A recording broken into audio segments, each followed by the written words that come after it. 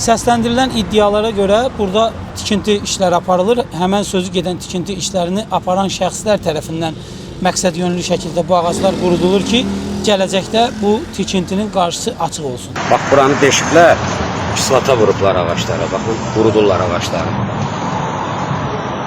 Baxın, burada da şam ağacıdır, böyük. Burada da baxın, deşiblər, kislata vurublar, əks tərəfdə də var. Sosial şəbəkələrdə Göyçay rayonunun Nizami küçəsində yol kənarında əkilmiş şam ağaclarının qəsdən qurudularaq məhv edilməsi məqsədi ilə onların kökünə naməlum mayenin töküldüyü əks etdirən video görüntüləri yayılıb. Məsələnin nə dərəcədə həqiqətə uyğun olduğunu araşdırmaq və vəziyyətə aydınlıq gətirmək məqsədi ilə hadisənin baş verdiyi ərazidə çəkilişlər apardıq. Bunu da deşiblər, baxın. Əks tərəfdən də vurublar. Buradan da.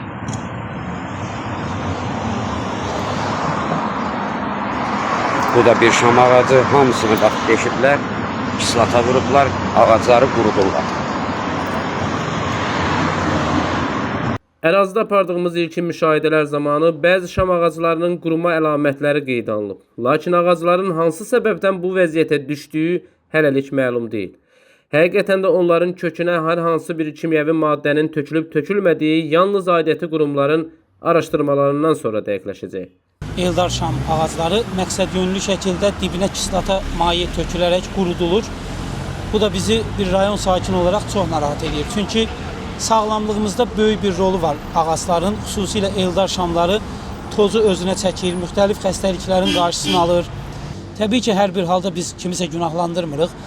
Bunu aydınlaşdırmaq, onu belə deyək də ortaya çıxarmaq bizim dövlət qurumlarının işidir. Mən də bir rayon sakini olaraq aidiyyəti üzrə dövlət qurumlarımızdan xahiş edirəm ki, sözü gedən bu məsələ araşdırılsın. Bax, bu cinayət əməlini törədən şəxs və ya şəxslər barədə ciddi tədbir görülsün. Rayonun Nizami küçəsidir bura. Təxminən bir 8-10 dənə eldar şam ağaclardır ki, qərəzli şəkildə ağacın kök hissəsinə kislata maye tökülərək qurudulur.